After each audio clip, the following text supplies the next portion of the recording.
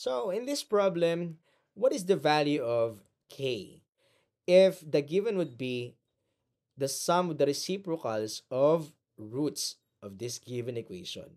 Okay, ito yung hinahanap. So what should be the value of that? So for us to find out what is the sum of the roots of the sum of the reciprocal of the roots and to find out what is k, we have to do this. Okay? The thing is, kailangan natin mamaya itong sum of the roots. Okay? So the sum of the roots would be negative 3 over 2, right? Okay? Negative b over a. Also, the product would be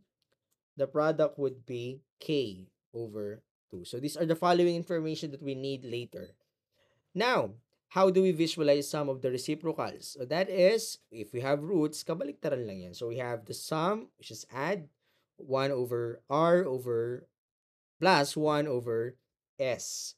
And that is also equivalent to r plus s over rs, which is the sum and the product of its roots. And that is equal to 3 over 5.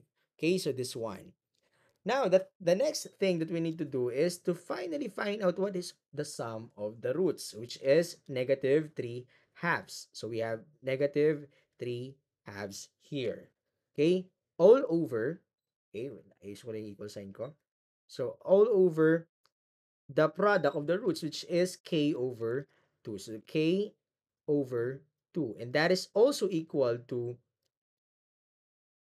3 over 5. So, I'm gonna remove this one. The next thing that we need to do is to basically simplify this fraction. So, 3, negative 3 times 2, that is going to be positive or negative 6 rather. So, and then yung pinakailalim, 2 times k, that is 2k. And that is equal to 3 over 5. For the final step, we have to apply the cross multiplication here. So 5 times negative 6, I'm going to write here the correct answer. So we have negative 30. 2k times 3, that is going to be 6k. Dividing both sides by 6, giving us k equals negative 30 divided by 6. That is going to be negative 5. And that is our final solution here.